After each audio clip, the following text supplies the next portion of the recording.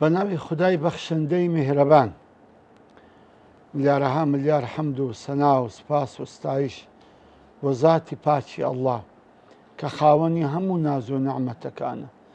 درود و سەڵات و سەلام بڕژێ بەسەر جانی پاچی پێشەوامان، نووری چاو و تاجی سەرمان، محەممەد المستەفا صلى الله عليه وسلم، و لەسەر یار و یاوەرانی و لەسەر شوێن کەوتوانی تا ڕۆژی دوایی.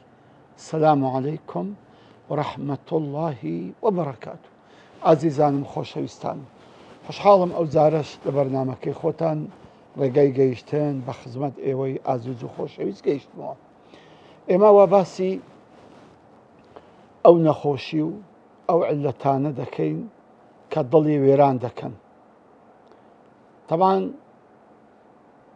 ملاحەزەی یەکەمم لە محاضەرەی پێشتردا گوتم لەو ئەوەندە ئەمە ئیحتیمام بە دڵ دەدەین، گوتمان لەبەر ئەوەی دڵ جێگای نەزەری خوایە جەلە وەعەلا.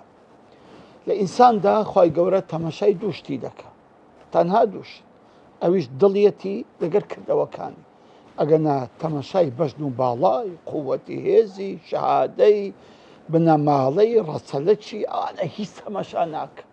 ئەوەی خودای متعال جەلە وەعەلا تەماشای مرۆڤەکان دەکات، تەنها تەماشای دوو شوێنیان دەکات. دڵیان چەندە ئەم دڵە بە نووری خوای گەورە منەوەر بووە، چەندە خۆشویستنی خوای گەورەی تێدایە، چەندە خەوف و ڕەجای تێدایە، چەندە عشق و ئەوینی تێدایە، چەندە محەبەتی ئەو پێغەمبەرەی تێدایە عەلەیهی سەڵات وسەلام، چەندە عاشقی قورئانە، چەندە زجی بە مسڵمانان دەسووتێ، چەندە ئیسلامی خۆش دەوێ. ئەو خوای گەورە تەماشای ئەو دڵە لەو شتانە دەکات و تەماشای کردەوەکانیشمان دەکات، چەندە کردەوەکانمان مطابقی ئەو ئیمانەیە کە هەرمان گرتووە.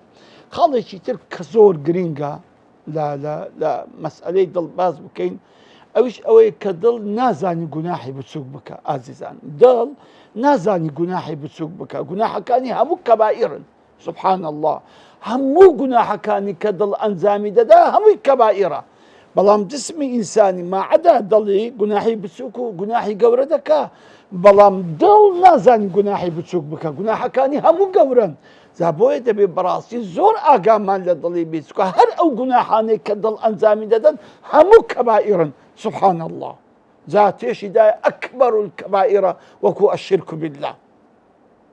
کەواتە دەبێت زۆر ئاگامان لە دڵ بێ. بۆیە هەندێک باسی ئەو نەخۆشیانەمان کرد کە دڵ دەیگریتن وەکو ڕیا، و پاشان باسی تەکەبوڕمان کرد. لە تەکەبوڕ ڕاوەستاین وعدم پێدان کەوە چیرۆکەکی زۆر کاریگەری خۆشتان لۆ بجێڕمەوە لەسەر تەکەبوڕ، کە بەڕاستی تەکەبوڕ گوناحێکە سبحان الله، یەک لە گوناحە گەورەکانە. بەڵام لێشمانە و ئاگاشمان لێ نییە. تەکەبوڕیمان هەیە، هەمومان بەقەدەر حەدێک تەکەبوڕیمان هەیە، بەڵام هەستی پێ ناکەین. کابرایەکی تاجر لە بەسڕا، ئەو کابرایە زۆر دەوڵەمەند دەبێ، برادەرەکانی لێی خڕ دەبنەوە دەرێن بۆ نایی سەفقەیەکی تیجاری هەیە لە هیند. هەموو تیجارەکان بە بڕێی ئاو بە سین و هیندا خەڵک تیجارەتی دەکرد. لۆ نایە ئەتوو ئەوەندەی دەوێ. ئەوی گوت وەڵڵای ئەخەوەندە هەموو ماڵمە، هەموو سەرۆت و سامانم ئەوەندەیە. تیان کوڕە وەرە بیکە، وەڵڵای یەک بەدە یەک بە 20 خازانجە. کەواتە ئەتوو بە ماوەیەکی 2-3 مانگان ڕێک بەقەدەر 20 هەندە ئەوەندە پارەت زیاد دەبی.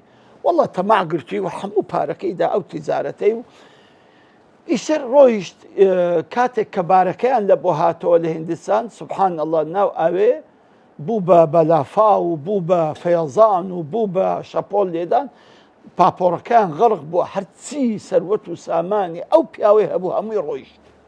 طبعا کە ئیفلاسی هینا عادەتی ئەهلی بازاری قەدیما بوو، کەسێک کە ئیفلاسی بهینابایی هەر یەکێک تۆزێک لە ماڵی خۆی یارمەتێکی دەدا، ئەو 100 1، ئەو 100 2، ئەو 100 3، حەسەبە سەخاوەت و پێکرانی خۆی، کابرایان قیت دەکردەوە نیان دەهێش بکەوی لە بازاری بەس بەداخەوە ئێستا کەسێک لە بازار ئیفلاسی بینی 100 بوختانیشی لە دوو دەکەن بێزگەلەوەی کەمار وێرانیشی دەکەن زەبۆی ئەو پیاوە بەڕاستی کە ئەهلی تازیرەکانی بەسڕا شتێکیان بۆ خڕ کردەوە هینایەنەوە سەر پێی خۆی دووبارە دیسان ماوەی چکەی پێچ و گوتیان وەرە کاکە لۆ ئەتوو نایەی تیجارەتێکەیە ئەو جارە زەمانە 100 بۆ نایی بیکە تۆزێک پارەی لە دەست بگوتی باشە وڵای باخانیەکەشم بفرۆشم بەکو ئەو تیجارەتەی بکەم ئەو خوای قیت بمەوە بە یەک جاری حەقی خەڵکەکەش بدەمەوە ئەو بۆ قەدەری خوای گەورە ئەو جارش عینەن تیجارەتەکەیان زەرەر کرد و ئەو کابرای ئیفلاسی هینە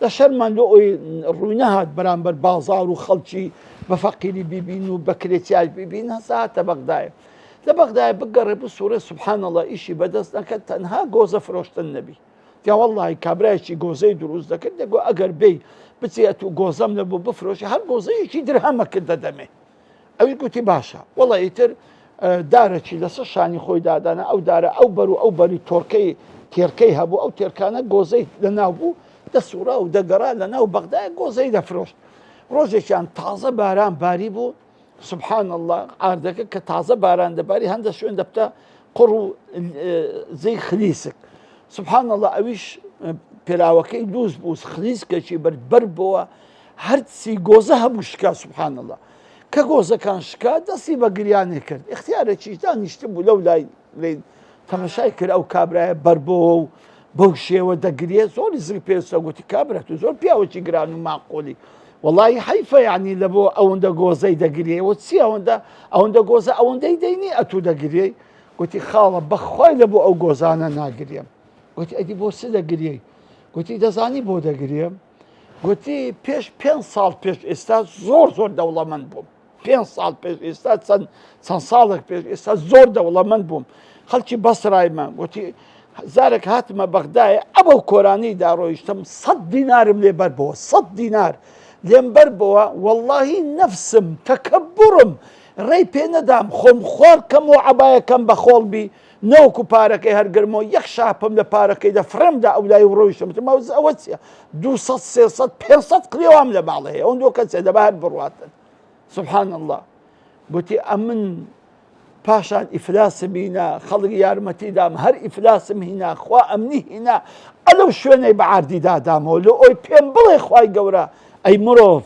ئەو هەموو کەسر و ئەو هەموو زەرەر و زەلیلی کە دەبینی ئەوە عقوبەی ئەو تەکەبوڕێ کە ئەلێرە لێدا ئەلێرە لێدا سبحان الله چەندمان ئەوها تەکەبوڕ لەسەر فەقیر لەسەر هەژار لەسەر کەسی نەخیندەوار لەکە کەسێکی جاهیل لەکە کەسێکی ناشرن لەکە کەسێکی بەدبەخت لەسەر کەسێکی فەقیر و نەزان و غەریب حار دەکەین چەند جار تەکەبوڕ لەسەروانە لێ دەدەین ئاگاشمان لە خۆ نییە لە ئازیزانم بەڕاستی دەبی ئاگامان لە تەکەبوڕ بەڕاستی واد لێ دەکە وێرانت دەکە وێران دوای وەچی حەدیسەکەی خوێنمەوە تەکەبوڕی ئەوە نییە ئەتوو یەکێک لە سیفەتە بەرزەکانی خودای گەورەیە المتەکەبر ناوی ئەڵڵایە جەلە وەجەلالوه یەکە لە سیفەتە بەرزەکانی هەر لایقی ئەوە کە تەکەبوڕ لێ بدێتن بۆیە لایقی مەنی ئەمە چین تەکەبوڕ لێ بدەین جا بۆیە بەڕاستی ئینسان دەبی زۆر ئاگای لە خۆبی ئازیزان زۆر ئاگای لە خۆبی ئەو نەفسەی خۆی پاکاتەوە ئەو دڵی خۆی پاکاتەوە بە حەقی قورئان خوا نەخواسە یەک زەڕا مەسقالە زەڕەیەک تەکەبوڕمان هەبی لە ناو دڵیمان وێران دەبین پێغەمبەری خوا عەلەیهی سەڵات وسەلام هێڕەشەمان دەکا دەفەرمێن لا يدخل الجنة ناستە بەهەشت من كان في قلبه مثقال ذرة من الكبر یەک مسقالە زەڕە تەکەبوڕت هەبی نابی شێخ خالیدی نەقشەبەندی ئەو شێخە گەورە کە ئوستازی نەقشەبەندیەکانە کە تەریقەی نەقشەبەندی ئەو هینایەتە کوردستان ئەم شێخ خالیدە نەقشەبەندیە خوایە دەرەجەی عالیکەی پاش ئەوەی کە دراسی مەلایەتی تەواو کرد و علمەکی زۆری بەدەست هێنا سبحان الله ڕازی بوو نەبوو لە خۆی دەیزانی نەفس و هەوای زۆرە ناتوانی بەو نەفس و هەواوە بگاتە خوای گەورە جا بۆی هەستا دەگەڕا لە کەسێک عیلازی بکە لە کەسێک مرشیدی بێ لە کەسێک شەیخی بێ لە کەسێک ئوستازی بێ کە بەڕاستی دڵ و دەرونی بۆ خاوێن کاتەوە ئینشاءڵڵا یەک لە محاضەرەکان باز دەکەم کە کەسێک ئەگەبی و عیبەکانی نەفسی خۆی بزانی چوار هۆکار هەنە کە عیبەکانی خۆی دەزانی. یەکێک لەوانە کە شێخەشی ڕەبانی هەبی بەڕاستی ئەم شێخە عیبەکانی نەفسی پێ بڵێ. بۆیە دەگەڕا و دەسوڕا لە کەسێک ڕۆژێک یەکەچی دەروێشێکی فەقیر و سۆفێکی غەریبی فەقیری دیت، گوتی ئەتۆ دەگەڕێی عیلازی دەردی خۆت بکەی خالید؟ گوتی بەرێ. گوتی بڕۆ عیلازی تو لە مەککەیە دەکەین کابرایەکی، بەڵام ئەو کابرایە پشتی لە کەعبەی دانیشتووە، ئەوە هەوە. ئەوێ زۆری پێسەیر بوو. یعنی ئەو کابرایە ئەگەر وەلیە، ئەگەر عیلازی دڵان دەکا، کو دەبی پشتی لە کەعبەی بشتیوە، کو دەبی چوو هەسە چۆ مەککەی لەوێن دەرفعلەن دیتی خەڵک هەموو بەرامبەر کەعبەی ڕاوەستایە نوێژێ دەکا دەپارێتەوە، ئەو پیاوە پشتی بە کەعبەی کردی و تەمەشای خەڵکی دەکا. یا ڕەبی ئەوە سەیرێکە. هەستا چوو سەلامی لێ کرد و دەستی ماس کرد و هەواڵ پرسینی کرد و دانیش دەکردین، گوتی ئەمنیان ناردیتە کنەتوو. هەندە قسەی لەگەی کرد، گوتی کوڕی خۆم دەردی تو، دەرمانی تو، عیلازی دەردی تو، عیلازی دڵی تو لە هیندستانە. بڕۆ لە فلان شێخ و عالمی ڕەبانی هەیە، بڕۆ لە کنەوی ماوەک بمینەوە عیلازت دەکا. شێخ خالیدی نەخشەبەندی هەزار ڕەحمەتی خوا لێ هەستا ڕۆیشت هەتا هاتە هیندستان. لە هیندستان چۆ خزمەت ئەم پیاوە گەورە و ئەم شێخە مبارەکە لە کنی دانیشت، دی هاتیمە عیلازی دڵی خۆم بکەم، بەڕاستی دەمەوێت بگەم بەخوا، بەڕاستی دڵم پاک ببێتەوە، یەکلا ببەوە لەگەڵ خوای گەورە، وعلمیشم خوێندووە، زۆرم خوێندووە، ئەوەی دەزانم ئەوەم لەبەرە. شێخەکە فەرمووی عیلازی تو ئەوە نییە ئەم دەرست پێ برێم، عیلازی تو ئەوەیە کە خزمەتی ئەم فەقەیانەی من بکەی، شیویان لۆ لێنێ، شیویان لە پێشدانێ، قاپیان لۆ بشۆ، زچیان لۆ بشۆ، خزمەتیان کە قەڵەم و قاقەزیان لە بۆ هەرگرا، دەفتەریان لۆ هەرگرا، کتابەکانیان خزمەتکە، ئەوەی بکە، ئاویان بدێ، ئەوە ئەحمامیان لۆ گەرم بکە، ئەوە ئیشی تووە. ئەخە قوربان گوتی ئەمە زۆرم خیردووە، ئەو فۆقەیانە بەقەدەر ڕبعی من نازان. تی کوڕی خۆم ئەتۆ هاتی عیلازی دڵی خۆت دەکەی یان هاتی علم فێر دەبی؟ گوتی هاتی بە عیلازی دڵی خۆم دەکەم. تی ئەوە عیلازی تووە. گوتی باشە. ئیتر دەستی کرد بەس خزمەتی فەقەیەکانی دەکرد، یعنی هیچ قسەی نەدەکرد، بەس خزمەتی دەکردن، شمە چیلۆ دەشوشتن، چیلۆ دەشوشتن، خزمەتی دەکردن، ئاوی دەدانێ، ئاوی لۆ گەرم دەکردن، یعنی جێستی لە غورفەکە و حوزرەکەی دەدا. ئیتر بەس خەریکی خزمەتی فەقەیەکان بوو. ڕۆژێک یەک دوو فەقەی دیت وا مجادلەی دەکەن لەسەر مەسئلەیەکی علمی، دەیتی ئەوانە هەموویان غەڵەتن لە مەسئلەکەی، وەڵا ڕاست تەداخولی مەجلیسەکەی کرد و مەسئلە علمیەکەی حەل کرد. ئەوان واقعیا وەرمە ئایی ئەو خزمەتکارە ئەوەندە زیرەکە ئاگای لە کتێبی شەرعیە، چون بە مامۆستایەکان گوتی مامۆستا ئەو فەقەیە زۆر زیر، ئەو خزمەتکارە زۆر زیرەکە، بۆ لێ ناگەڕێی بخینیتن؟ ئەی بانجی کرد، گوتی خالید ئەتۆ هاتی عیلازی دەردی خۆت دەکەی یان هاتی علم فێر دەبی و علم بڵاو دەکەیەوە؟ قوربان هاتیمە عیلازی دڵی خۆم دەکەم. وتی دە کوڕیشی عیلازی دەردی تو لەو خزمەتەیە، دەبی ئەو نەفسەی خۆت لە بن پێی خۆت دانی، دەبی ئینکیسار زەلیلی دروست کەی لە ناو دڵی خۆت، ئینجا ئەتوو دەتوانی بەسەرکەوی و ئەو مەقاماتە ببڕی و بگەیتە خودای ڕەب العالەمین. ئەوجا خالدی نەقشەبەندی هەزار ڕەحمەتی خوای لێبی خوایە، ئەو زەزانی بەڕاستی ئینکیسار لە ناوبردنی تەکەبەر، عوجب، غڕور، هەتا نەیشێنی، هەتا ورد و خاشینەکەی ئەتوو ناگەیتە خوای گەورە. چکە ئەوانە هەموو حیزابن، ئەوانە هەموو مانعن کە بەڕاستی ئینسان بگاتە خوا، لە غڕور و لە عوجب و لە تەکەبەر و لە حەسوودی و لە ڕیا، ئەوانە هەموو حجوباتن، بەڕاستی هەموو دارن، دیوارن لە پێش ئینسانی کە بتوانین بڕواتن بەرەو خوای ڕەب العالەمین بڕۆ. ئازیزان بزانە ئەم پیاوە گەورە کە هەزارانی وەچی من دوعای خێری بۆ دەکە و تەمەنامان دەکرد یەکجار لە خزمەتی باین، ئەوە بەم خزمەتکردن و بەو نەفس زەلیلکردن و بەو ئینکیسار و بەو غڕور شکاندن و بەو تەکەبر شکانەی گەیشتێ. ئازیزانم بەڕاستی ئێمەش دەبی وابین، و خاستەن ئەوانەی کە خۆیان بە خزمەتکاری دین و ئاینی خەڵک دەزانن، بەڕاستی دەبی متەواضع بن، بەڕاستی دەبی منکەسیر بن، بەڕاستی دەبی یعنی خۆیان بە زەلیل بزانن. نارێم بەرامبەر کافر و زاڵم و مجریمان، نا، بەرامبەر خوا، بەرامبەر خەڵک. چییە تەکەبر لەسەر خەڵک تێدەدەی؟ چییە غڕوری دەکەی لەسەر خەڵک؟